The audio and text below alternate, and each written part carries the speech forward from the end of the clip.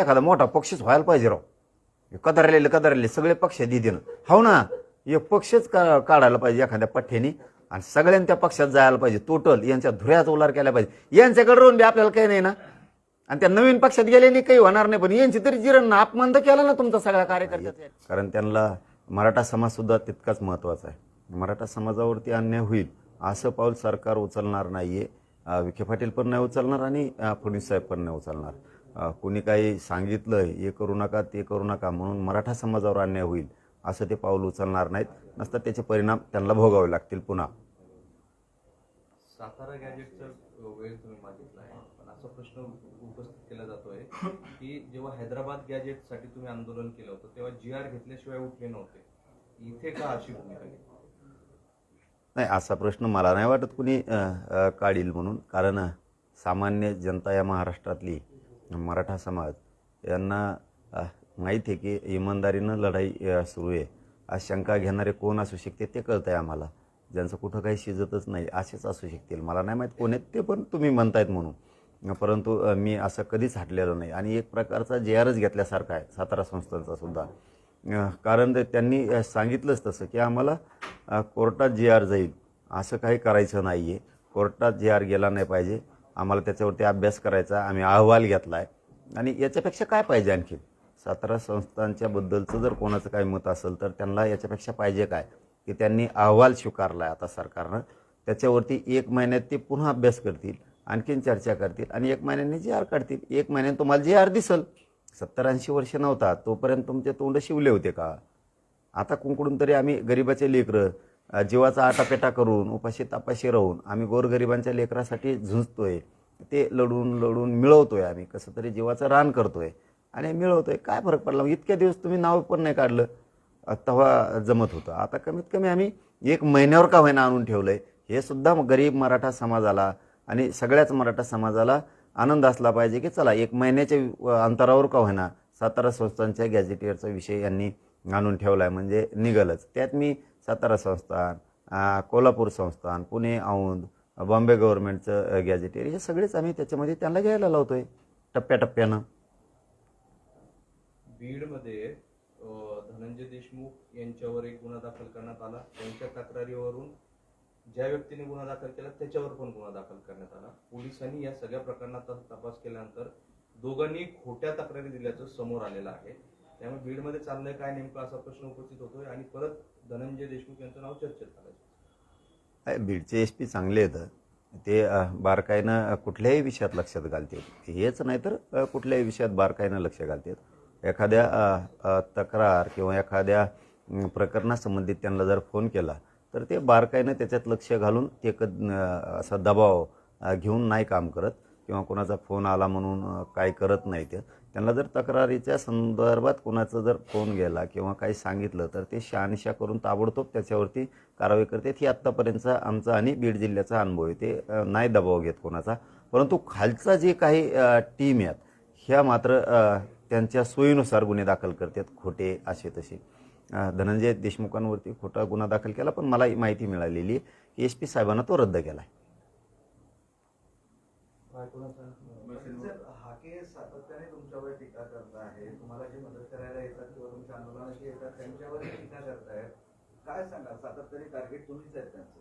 नाही, मी कुठं बोलतोय त्यांच्यावरती. मी कधी बोलतच नाही. आपण गिनीतच नाही ते कोणाला. आपण दखल घेत नाहीत कोणाची. काय गरज पण नाही ना. आपण मागेच सांगितलं ना काय असतं की लढावा प्रामाणिकपणानं. पण असे थुकल्यावर चाटणाराबद्दल बोलत नाहीत भाऊ आपण कवा. कधीच नाही बोलत. त्याला क्षमता असावी लागते. त्यावेळेस सरकार आपल्याकडे येत असतं. बोलून नसतं येतो. कोणाच्या आंदोलनाला आडवं बसायचं जाताना ते म्हणायचं या आमच्याकडे बळच. असं बळच नसतं. असं ताठर आंदोलन करावं लागतं. त्यावेळेस सरकार आपल्याकडे येतं आणि आपली पत वाढती. तुम्ही लोकांच्या आडं बसणार आणि मला पण बोला, मला विचारा, याला काय अर्थ आहे असले? ठरवून आंदोलन करतात, स्क्रिप्टेड आंदोलन करतात, सगळं आधीच ठरलेलं असतं. जाणे कोणाला काय महत्व द्यायचं असल्यानं. ग्रामपंचायतीच्या आरक्षणाबाबत निवडणूक आयोगाने सर्व जिल्हाधिकाऱ्यांनी एक आदेश दिले आहे. 50% पेक्षा मर्यादा ओलांडल्यास OBCचं आरक्षण कमी करा असं आदेश देण्यात आला. हा 50%च्या वर आरक्षण जाता कामच नाही ना. हे तर याचिकाच माननीय न्यायालयात होत्या की खूप आरक्षण जास्तीचं खाल्लं जातं, घेतलं जातं आहे. हे पूर्वीपासून याचिका आहे. बऱ्याच बांधवांनी त्या याचिका केलेल्या आहेत की ओबीसी समाजाच्या लोकांना जास्तीचं आरक्षण घेतलं आहे. बोगसपणानं खूप काही जाती त्या आरक्षणात शिरल्यात, ज्या कधी मागास सिद्ध असूच शकत नाहीत अशा पण घातल्यात. तर यांनी मताच्या जोरावर मंत्र्यांवरती दबाव आणायचा, सरकारवरती दबाव आणायचा आणि न बसणाऱ्या बोगस जाती आरक्षणामध्ये बसवायच्या. अशा बोगस जाती खूप आहेत. जर चांगल्या प्रकारचा जर सर्वे सरकारनं केला, मला वाटतं राज्य पातळीवर आणि देश पातळीवरती ओबीसीच्या सगळ्या जाती ह्या मागास सिद्ध कशा याच्यावरती सुद्धा एखादा आयोग किंवा एखादी समिती गठीत देवेंद्र फडणवीस साहेबांनी करायला पाहिजे, शिंदे साहेबांनी करायला पाहिजे, पवार साहेबांनी पण करायला पाहिजे, ताईंनी त्यांनी, की एकदा सर्वेच करूयात आपण मागास जाती ह्या आहेत का, ह्या कशा घातल्या असतील तर त्यांच्यावरती ज्या बोगस जाती घातल्यात त्यांच्यावरती गुन्हे दाखल करून ते सगळं रिकवर करायला पाहिजे, त्यांच्या संपत्तीवरती जप्ती आणायला पाहिजे. 100% मला वाटतं ही सुद्धा आता मागणी मी इथून पुढच्या काळात लावूनच धरतो की ज्या जातीच मागास सिद्ध नाही आहेत तरी ह्या घातल्या कशा याच्यावरती सुद्धा एक समिती असणं खूप गरजेचं आहे. मी मुख्यमंत्र्यांनाही आपल्या चॅनलच्या माध्यमातून आजच मागणी करतो की ओबीसी समाजात ज्या जाती घातल्या गेल्यात ओबीसी आरक्षणात, याच्यासाठी एक समिती तात्काळ गठीत करा आणि त्या समितीला एक सर्वे करू द्या. जाती मागास आहेत का, नाहीत तर या घातल्या कशा, घातल्यात तर त्यांच्यावरती गुन्हे दाखल करून त्यांची संपत्ती जप्त करायची. खूप बोगस जाती गेल्यात आणि बडबड मात्र त्याच करतात. बडबड आरक्षणाच्या दुसऱ्याला मिळू नये म्हणून विरोध करण्यासाठी पुढं त्याच येत आहेत. असे खूप प्रकार आहेत. सरकारचे डोळे उघडतील की आपण ह्या असल्या बोगस जाती आत गेल्यामुळं ह्याच त्रासदायक सरकारला झाल्यात आणि समाजाला झाल्यात. हे खूप त्रासदायक झाले. जे मागास सिद्ध होत नाहीत ते त्रासदायक झालेत. यांना पहिलं बाहेर काढा म्हणून समिती गठीत तात्काळ सरकारनं करावी. तुम्ही सातत्याने दोन्ही उपमुख्यमंत्र्यांचे नाव घेता, पण ज्या दिवशी तुम्ही पुन्हा उपोषणाला बसले होते, एकनाथ शिंदेही बोलले नाही, पवार मॅडम पण बोलले नाही, कोणीही तुमच्या उपोषणावर बोललं नाही, सगळा शब्दही काढला नाही. नाही, सरकार म्हणून बोलतोय मी त्यांच्याकडे, त्यांच्या बाबतीत बोलतोय आणि काही बदल झाला असेल त्यांच्यात, मला माहीत नाही. मग ते जर बोलले नसतील असं जर तुमचं म्हणणं आहे शिंदे साहेब किंवा कोणी, पहिल्यासारखे शिंदे साहेब राहिले नसतील. मग पहिल्यासारखे राहिले नाही, म्हणजे पहिले त्यांनी वचन दिलं होतं तुम्हाला की आरक्षण मीच देणार. पहिल्यासारख्याचा अर्थ, पहिल्यासारख्या म्हणण्याचा अर्थ असा की सर्वसामान्याच्या वेदना जाणून घ्यायच्या आणि आपण ते प्रश्न सोडवण्यासाठी झुंजायचं. पण जर आता एखादा कुणी जर दुसरं काही बोलत असेल आणि त्याच्या विचाराच्या जर ते आहारी जाणार असले आणि बदलणार असले तर होऊ शकतं. त्याचं काय सांगता येतं, कारण जसं सांगणारा का येऊ शकतो कानात सांगायला आणि त्याच्या विचाराप्रमाणे जर ते चालायला गेले तर ते बदलू शकतात. आणि त्यांच्या विचाराने चालले तर ते कधीच कोणत्याच आंदोलकाबद्दल, कोणत्याच समाजाबद्दल, कोणत्याच पक्षाबद्दल भेद नाही करणार. मग ते पहिल्यासारखे राहिले नसतील असं म्हणण्याचा माझा अर्थ. हाच बदल म्हणजे भाजपचं शिष्टमंडळ आलं, म्हणजे जे मंत्री आले ते आमदार आले ते भाजपचे होते. शिवसेनेचे 2 दिवस कोणीच आलेले नाही, म्हणजे हा तोच बदल आहे का? ते बदलले का? शिंदे साहेबांच्या मंत्र्यांना किंवा शिंदे साहेबाला येऊ दिलं नसेल किंवा ते आले नसतील असंही असू शकतं. पण त्यांनी बदलू नये, कोणाचं तरी ऐकून बदलू नये, त्यांच्या विचारात बदल करू नये. पूर्वीसारखे शिंदे साहेब राहिले नाहीत ही जनतेत वार्ता जाऊ नये, त्यांच्यासाठी ती डॅमेज असू शकतो.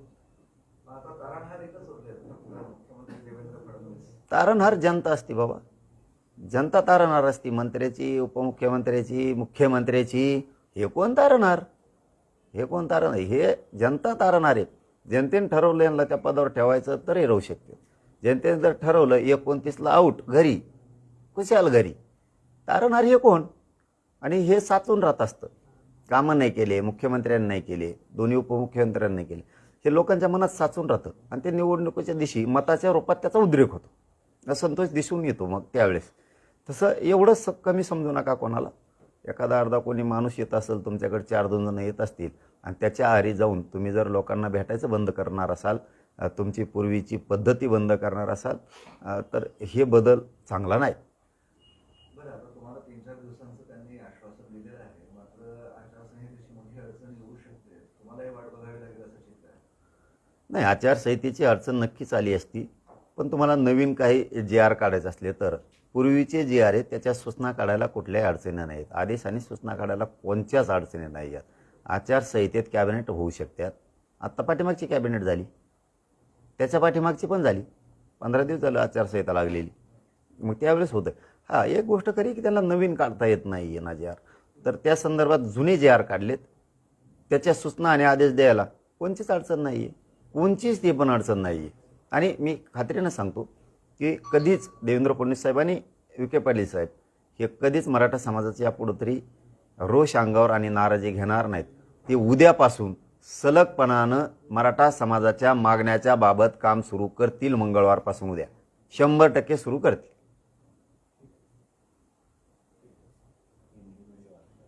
पाटील, एक बाहेरचा प्रश्न आहे. पतंजली जे आहे ते पतंजलीची उत्पादनं देशभरामध्ये प्रसिद्ध आहेत किंवा चर्चेचे आहेत. मात्र त्यामध्ये तुपानंतर आता लाल तिखटातही खराब कीटकनाशक आढळलेले आहेत. नागरिकांच्या जीवांशी खेळ होतोय. सर्वसामान्यांच्या प्रतिक्रिया ज्या आहेत त्यांना कुठेतरी नाराजीच्या आहेत. तुम्हाला काय वाटतं? आईला मी नाही बघितलं होतं ते, पण तुमच्याकडून ऐकतोय तर असेल तर ते बंद व्हायला पाहिजे. मग काय किडे खाऊ घालता का? किडे काय निघालेत, मुंगळे निघालेत का काय? पण काय निघाले ते तपासा. मरतील लोक. हो, अवघड असतंय ते. आणि नसल, काही नसलच तर कोणी बदनामी करत असेल तर उगं बदनामी पण करू नये एखाद्याच्या प्रोडक्टची. पण खरं असेल तर ते बंद करायला पाहिजे. मरतील लोक. ते आता टरबूज खाल्ले होते, केळं का टरबूज खाल्ले होते, कोणतरी आता 2-4 जण मेले. व्हायचा कार्यक्रम तिसराच.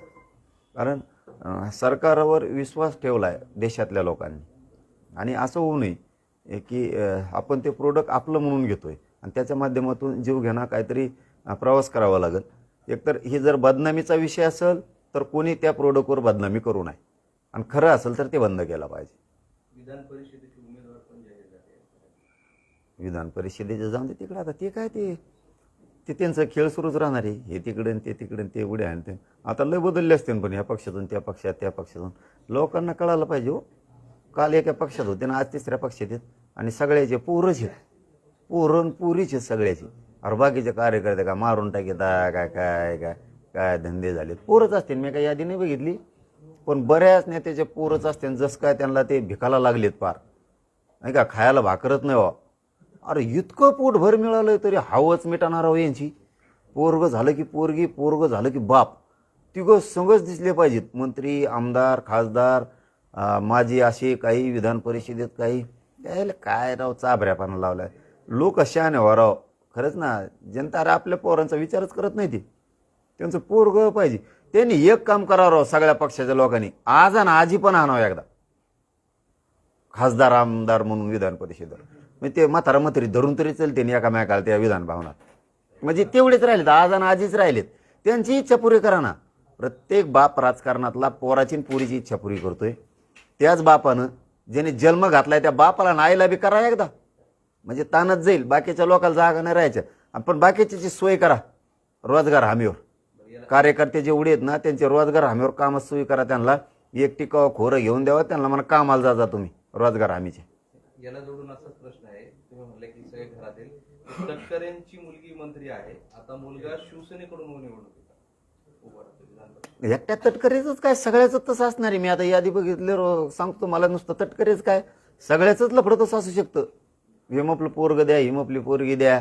आणि लोकांना आणि पक्षांना पण कळायला पाहिजे ना राव, आपण कोणाला आपल्या पक्षात तिकीट देतोय. जी पक्षाचा तिकीट देणारा माणूस असेल ना, नेता, त्याने आपल्याच पक्षातल्या लोकांना देणार. ती जागा वाढन ना. टायमाला दुसऱ्या पक्षातलं घ्यायचं. त्याचा बाप एका पक्षात, त्याची आई एका पक्षात, त्याची बहीण एका पक्षात, त्याचा भाऊ एका पक्षात, तो एका पक्षात. आज म्हणून तुम्ही जुना काँग्रेसचाच हे, ते मी ते तत्व सोडित नाही. आणि हे तर इकडं सुरूच आहे. हे सगळ्याच याच्याबद्दल, एकट्या उगाच तटकरेचंच नाव नाही, हे सगळ्यांच्याच बद्दल ही भूमिका पक्षानं विचार केला पाहिजे. आपल्यासाठी निष्ठावान कोण आहे, आयला त्याला जागा द्या, तेवढीच एक वाढत. कुठंतरी एकाच पक्षात एकच घर सगळ्या पक्षात. कमाल झाले हो. चे धंदे तुमचे. मरा कार्यकर्ते तुम्ही जा रोजगार हमीवर कामाला. अरे द्या ना, असले पक्ष सोडून मला एखादा मोठा पक्षच व्हायला पाहिजे राव. कदरलेले सगळे पक्ष दिदीनं. हो ना, एक पक्षच काढायला पाहिजे एखाद्या पठ्ठ्याने आणि सगळ्यांनी त्या पक्षात जायला पाहिजे. टोटल यांच्या धुऱ्यात उलार केला पाहिजे. यांच्याकडे रोवून बी आपल्याला काही नाही ना. आणि त्या नवीन पक्षात गेल्याने काही होणार नाही. पण यांची तरी जिरण ना, अपमान तर केला ना तुमचा सगळ्या कार्यकर्त्याचा यांनी. तुमच्या मागे मोठी तुम्हीच जनता, करा ना, तुम्हीच असा एक काढून प्रश्न. घ्या ना पक्ष. बरेच मत- जण आहेत. आणि तुम्हाला तुम्हालाही मदत होईल तुमच्यावर नेतृत्व गुण पण आहे. ते लयच किचकट आहे ते काय राहतं लय किचकट राहत लय जेवून खाऊन नळ्यान खाऊ घाला लागतात आणि कोणाला काही पैसे आणि पाणी लय कुठे नसते रातभर गाड्या लावा आणि त्यांना इकडे हिंडा आणि तिकडे हिंडा ते आपल्याला नाही जुळायचं पण एखाद्याने खरं ते डोकं लावलं पाहिजे प्रामाणिक सांगतो मी विनोदाचा भाग नाही एक पक्ष जर काढला ना पक्षातले कार्यकर्ते 100% विचार करतील की आपण 20, 25, 30 वर्षे पक्षासाठी दिली पण ह्या पक्षाने आपल्याला काहीच दिलं नाही त्यापेक्षा या नवीन निघालेल्या पक्षाने नाही दिलं तरी चालन पण नाही देणाऱ्याची आपण जिरू एक कॉक्रोच पक्ष मार्केटमध्ये आहे त्याला तुम्ही समर्थन करणार का? नवीन त्या- तरुणाईमध्ये मोठा ट्रेंड आहे देशभरात. त्याचा फेस पाडीला येईन त्याला त्या देशात ठुलं तर त्याच्या घराला संरक्षण लावलं ते धड इकडं यायना तिकडे येऊ द्यायना त्याला लय निबार माथ्याचं लागत आहे त्याला धोशीलं का कोणा धमकीचं काहीतरी आलं तर वाटतं ना त्या बिचाऱ्याला धमकी आली धमकी काय देतात थोबाड हान म्हणा त्याला धमकी देणाराचं भेऊ नको कोणाला काय भ्यायचा संबंध आहे कोणाला यांच्याच मागं पळायचं का म्हणा यांच्या दारात कुत्र्यासारखं उभं राहायचं आम्ही काढलंय त्या पोट्ट्याने काहीतरी येडवाकडं काय पक्ष दाटूमुटीचं काहीतरी केलंय त्यांनी तर ते त्याच्याच मागं लागले त्याला धमकी दिली धमकी देणार थोबाड हाणायचं त्याला काय भ्यायचंय पण एक दमदार माणसाने एक खरंच पक्ष काढला ना लय लोक आहेत त्याच्या लय लोक आहेत चलो धन्यवाद.